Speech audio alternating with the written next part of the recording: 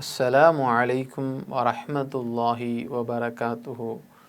நஹ்மதுஹு வ நுஸல்லி அலா ரசூலிஹி சய்யிதினா முஹம்மத் வ அலா ஆலிஹி வ அஸ்ஹாபிஹி அஜ்மாயின். அம்மா பஅத். அருமையான ஜெம் டிவி நேயர் பெருமக்களே, உங்கள் மீதும் உலக மக்களாகிய நம் யாவர் மீதும் ஏக இறைவனின் கருணை உண்டாகட்டுமாக. இஸ்லாமிய நற்போதனைகளில் இன்றைய தினம் நாம் பார்க்கவிருப்பது அன்பின் ஒரு பாகம். அன்பு, நேசம் என்கிற அந்த நிகழ்வு ஒரு மனிதனுக்கு எவ்வளவு தூரம் இருக்கிறது என்பதை நம்மால் அறிய முடியாது. இந்த உலகத்தை படைத்து, இந்த உலகத்தில் கோடான கோடி படைப்பினங்களை படைத்து ரட்சித்து கொண்டிருக்கக்கூடிய அந்த இறைவன் தன்னுடைய அடியார்கள் மீது தன்னுடைய அன்பு என்கிற அந்த விஷயத்திலே 100% இல்லை, ஒரே ஒரு சதவிகிதம்தான் தன்னுடைய பார்வையிலிருந்து தன்னுடைய குணத்திலிருந்து செலுத்தி கொண்டிருக்கிறான். அதுவே நமக்கு இவ்வளவு கருணையும் இவ்வளவு நேசத்தையும் தருகிற அந்த இறைவனை நாம் அடைந்திருக்கிறோம். அப்போ அந்த இறைவன் தன் புறத்திலிருந்து 100% இந்த அடியார்கள் மீது அன்பை காட்டக்கூடியவனாக இருந்தால் எந்த அளவிற்கு இறைவனுடைய புறத்திலிருந்து நாம் அருள் வளங்களை அனுபவிக்க முடியும், எந்த அளவிற்கு இறைவன் நம்மை நேசிக்கிறான் என்று கொஞ்சம் யோசித்து பாருங்கள். நபிகள் நாயகம் ஸல்லல்லாஹு அலைஹி வஸல்லம் அன்னவர்கள் ஒரு சமயம் குறிப்பிட்டு காட்டுவார்கள், ஹலகல்லாஹு மிஅத ரஹ்மத்தின் ஃபவலஅ வாஹிதத்தன் பைன ஹல்கிஹி. அல்லாஹ் அன்பை 100 பாகங்களாக படைத்தான், அவற்றில் ஒன்றை மட்டுமே தன்னுடைய படைப்பினங்களுக்காக வேண்டி வைத்திருக்கிறான். 99 பாகங்களை தன்னிடமே வைத்திருக்கிறான். இப்போ அல்லாஹ் தன் நேசம் என்கிற அந்த தரஜாவை 100 பாகங்களாக பிரித்து அதில் ஒன்றை மட்டுமே இந்த உலகத்தில் படைக்கப்பட்டு வாழ்ந்து கொண்டிருக்கக்கூடிய தன்னுடைய படைப்பினங்கள் அனைத்திற்குமே 1% தான் கொடுத்திருக்கிறான். 99% அன்பை தன் வசமே வைத்திருக்கிறான் என்று நபி அவர்கள் இங்கே சான்று கூறுகிறார்கள். அப்போ 99% இருக்கக்கூடியவைகளையும் இறைவன் தன்னுடைய படைப்பினங்கள் மீது கொடுத்தால் இந்த உலகம் எப்படி இருக்கும்? இந்த உலகத்தில் ஒவ்வொரு மனிதனும் எப்படி வாழ்வான்? கொஞ்சம் யோசித்து பார்க்க வேண்டும் அல்லவா? அப்போ 99% இருக்கக்கூடியவைகளும் நமக்கு கிடைக்க வேண்டும் என்று சொன்னால் நாம் எப்படி வாழ வேண்டும்? அந்த இறைவன் எப்படி வாழ சொல்லி இருக்கிறான்? நபிகள் நாயகம் ஸல்லல்லாஹு அலைஹி வஸல்லம் அன்னவர்களை தேர்வு செய்து மனிதனுக்கு வழிகாட்டியாக அல்லாஹ் அனுப்பியிருக்கிறானே, அந்த நபி அவர்களுடைய சொல்லையும் செயலையும் ஒரு மனிதன் தன்னுடைய வாழ்க்கையிலே 100% கடைபிடித்து வாழ்ந்தான் என்று சொன்னால் அவனுக்கும் இறைவனுக்கும் மத்தியில் இருக்கிற இணைப்பு, அந்த நட்பு எவ்வளவு நெருக்கமானதாக இருக்கும் என்பதை கொஞ்சம் யோசித்து பாருங்கள்.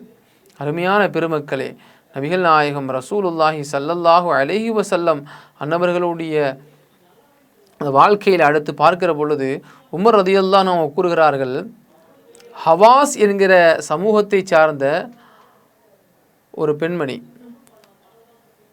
ஸல்லல்லாஹு அலைஹி வஸல்லம் அவரிடம் கொண்டு வரப்படுகிறார்கள். அந்த கைதிகளில் இருக்கக்கூடிய அந்த ஒரு பெண்மணி தன்னுடைய குழந்தைக்கு பால் கொடுக்கக்கூடிய ஒரு நிலையில் இருக்கிறார்.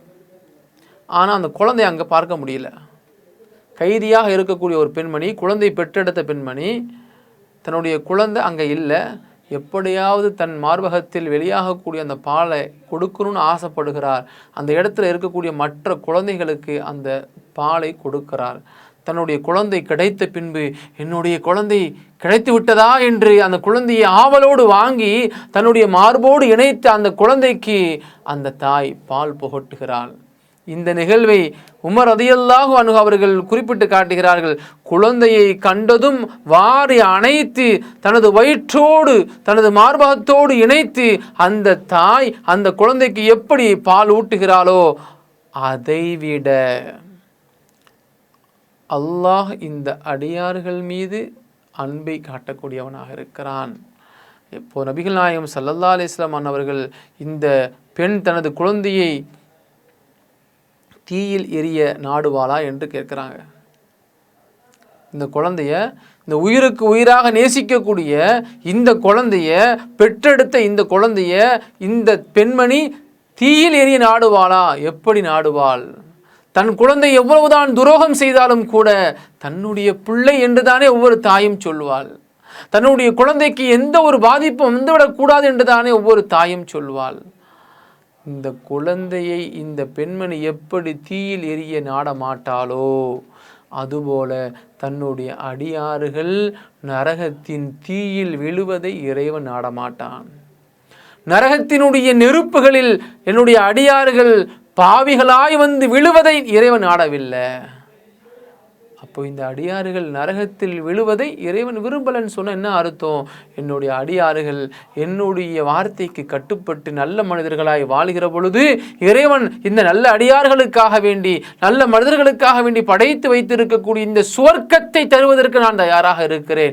என்னுடைய சுவர்க்கத்திலே நுழைந்து அதில் வைத்திருக்கக்கூடிய அனைத்து விதமான வசதி வாய்ப்புகளை எல்லாம் அனுபவித்து என்னுடைய அடியார்கள் என்னுடைய மக்கள் என்னுடைய நல்லடியார்கள் சுவர்க்கத்தில் சுவனபதிகளாய் வாழ ஆசைப்படுகிறேன் என்று இறைவன் தன் விருப்பத்தை கூறியதாக நபிகள் நாயகம் ஸல்லல்லாஹு அலைஹி வஸல்லம் அவர்கள் கூறுகிறார்கள். அத்தகைய இறைவனுக்கு பிடித்த நல்லடியார்களாய் வாழ்ந்து உண்மை சுவனவாதிகளாய் வாழ்வோம், சுவனத்தை அடைவோம். அல்லாஹ் அதற்கு உதவி செய்வானாக. அஸ்ஸலாமு அலைக்கும் வரஹ்மத்துல்லாஹி வபரகாத்துஹு. இன்ஷா அல்லாஹ் மீண்டும் நாளை சந்திப்போம்.